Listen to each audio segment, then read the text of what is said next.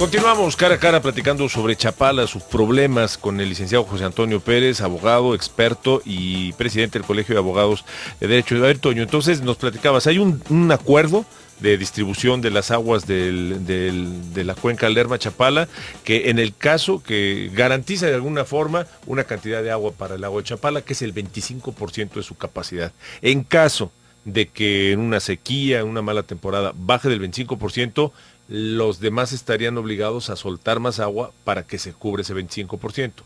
Es decir, sí, nos dejan siempre la condición de agónico a Chapala, Sí, nunca de saludable. Para ti el problema es que es poquísimo el 25%. Es que está comprobado que el lago de Chapala no puede tener una cota inferior hasta el 50% de su capacidad para que cumpla la función climática, Pablo. Yo insisto. ¿Pero hace cuánto que no tiene más del 50%, Toño? Hace más del 50%, estuvimos cercas en el 2010, por ejemplo, que fue un buen ciclo. Pero no llegaste a pasar el 50%. Sí, en ese ciclo sí se estuvo en el 51% de su capacidad. Yo hablo como promedio, porque eso me lo pueden contradecir ahorita los técnicos de la Comisión Estatal de Aguas, porque ahorita, por ejemplo, Chapala, al día de ayer, se encontraba al 42% de su capacidad. Es decir, ahorita... Que ha estado ganando con esta temporada 3.400 millones. Pero lo que ellos no dicen, que en el estiaje se pierde 1 centímetro diario. Y es decir, si en un buen ciclo Chapala gana 150 centímetros, que es un buen ciclo, súmenle que a partir de enero deja de recibir agua y lo que es tan solo febrero, marzo, abril y mayo, en 120 días baja 120 centímetros. ¿En dónde estuvo la recuperación? No existe la recuperación. Por ello es importante que el Estado tome acciones jurídicas para pelear más de ese 25%. Sí, Pablo, y llegar a lo razonable de no defender que Chapala cuide su estado agónico, porque eso es lo que estamos haciendo. Bueno, pero a ver, el hecho, vamos a hablar y de lo que tenemos en este momento, el 25%. Primer punto, tú serías de la idea de subir la cuota, ¿no? Como usuario primario, que es Chapala, tiene más derechos que los demás miembros que se anexaron. El hecho de que sea un acuerdo obliga a los gobiernos de los estados por donde pasa la cuenca del río Lerma a respetarlo. Sí, claro. Claro, ¿sí? Pero para ellos es sencillo respetar ese acuerdo porque ellos están chupando todo el agua que necesitan y simplemente a Chapala su única preocupación es que no muera. Y esto es irracional. Y esto lo debe de entender el Estado de Jalisco y el gobierno federal. Pero no se elevó ya a decreto este acuerdo por parte del presidente Peña Nieto. Sí, pero el acuerdo es ese, el 25%. O sea, ese es el decreto. Ese es el decreto. Por lo menos está garantizado el 25%, que para tu gusto es poquísimo. Para el sentido común, para la utilidad ambiental, Pablo, es como si hablamos de una persona y que te digan, el sector salud te va a garantizar que no se mueran los ciudadanos. Pero a mí no me importa que no me muera, no me importa estar en terapia. Tú lo que quieres es vivir bien. Claro, vivir bien. Entonces, eso no es un logro para Chapala. El 25% es el nivel de agonía del lago. Menos de eso es desecación. Ahora, la lógica sería, pero estarías estrangulando a la agricultura de toda la cuenca. No es que estarías estrangulando. Lo que pasa, Pablo, que las hectáreas de cultivo fueron creciendo en función de intereses personales y de responsabilidad y corrupción de las autoridades federales y estatales. Los distritos de riego, a través del paso de los años, por decirte, hubo de repente un crecimiento de tener Guanajuato 300,000 hectáreas de riego de la cuenca, por un plumazo del presidente, por un acuerdo de los estados de la cuenca Lerma-Chapala, ahorita rebasa 10,000 millones de hectáreas de riego. Entonces eso es irracional y desproporcionado, Pablo. No pueden, y no porque sea decreto y porque sea obligatorio, debe de quedar intocable, porque existen los recursos legales para que esto se revierta en virtud de que fue un acuerdo leonino, fue un acuerdo perjudicial y recordemos, les digo, respetable auditorio, un principio fundamental en la ley es la igualdad y la equidad, y aquí no hay equidad para Chapala. Mientras las presas están al 100%, Chapala al 25%, y eso de ninguna manera, Pablo, es equidad. Por ello, creo yo que el camino de la salvación de Chapala, la defensa del lago de Chapala, es jurídica y no de discursos políticos, ni de obras técnicas como nos la han vendido, que el zapotillo, que el purgatorio, que la zurda, que Ahora, el sistema. pero es que en este tema has tenido enemigos formidables, pues un presidente de la República, Vicente Fox, con sus intereses pues, muy claros en el sector agrícola del estado de Guanajuato, por donde pasa la cuenca. Sí, lo grave es que prevalezca.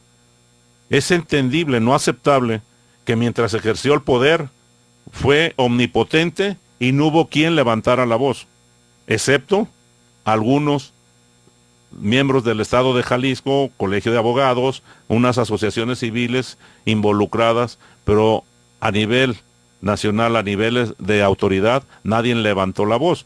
Pero lo grave es que hace ya bastante tiempo que Vicente Fox no es presidente y sigue dominando el control del escurrimiento de aguas superficiales de la cuenca Lerma-Chapala para con sus socios. Antes no era en forma directa, ahora Vicente Fox también es terrateniente en Guanajuato y también irriga sus tierras y las enriqueció con el agua que le corresponde a Chapala.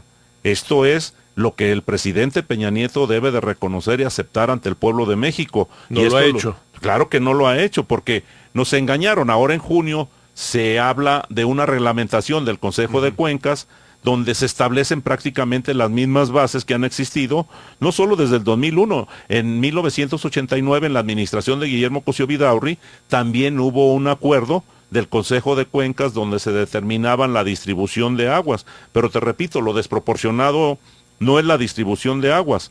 Lo absurdo es que las tierras que se irrigan, que antes no eran de riego, fueron aumentando desproporcionalmente. Es lo mismo que sucede, Pablo, cuando un municipio permite que en una zona de baja densidad, donde hay servicios de agua, luz, drenaje, para 100 casas, de repente ves que se construyeron 10,000. Entonces el problema no es que las 100 casas no tengan abastecimiento. El problema es que el recurso de 100 casas se lo des a 10,000. Entonces, la cuenca cubría perfectamente las necesidades de irrigación agrícola en todo su cauce, pero no en la desproporción actual. Y esto debe de prevalecer primero el interés público, como lo dice la ley, Pablo. El interés público está por encima.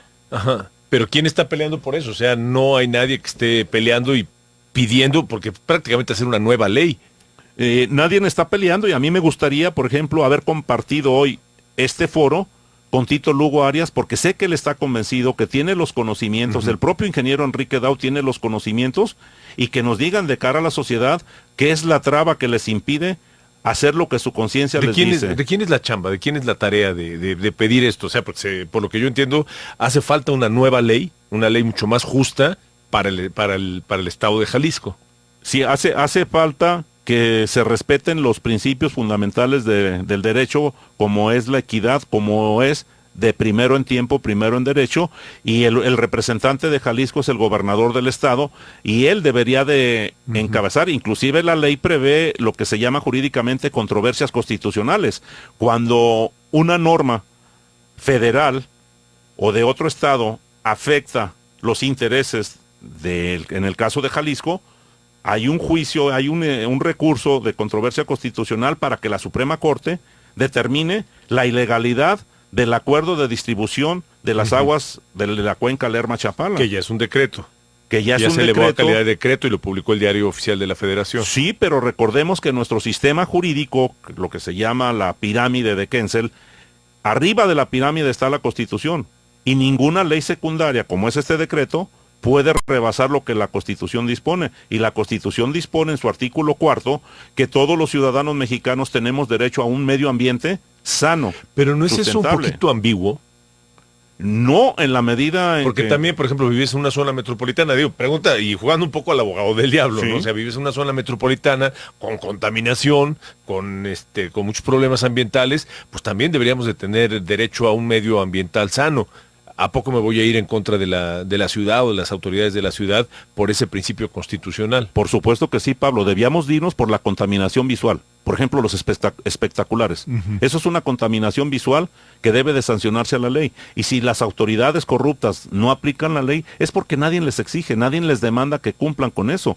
La degradación forestal. Tú recuerda, Pablo, Guadalajara era la ciudad de las rosas. Ahora dime dónde encuentras rosas. Pero es que nadie levantamos la voz. Ahorita hay desarrollos en Zapopan, en el Parque Temático del Agua, de absurdo, donde su acceso lo cubren todo de adoquín y de pavimento, cuando el ingreso a un bosque. Fíjate qué irracional son nuestras autoridades.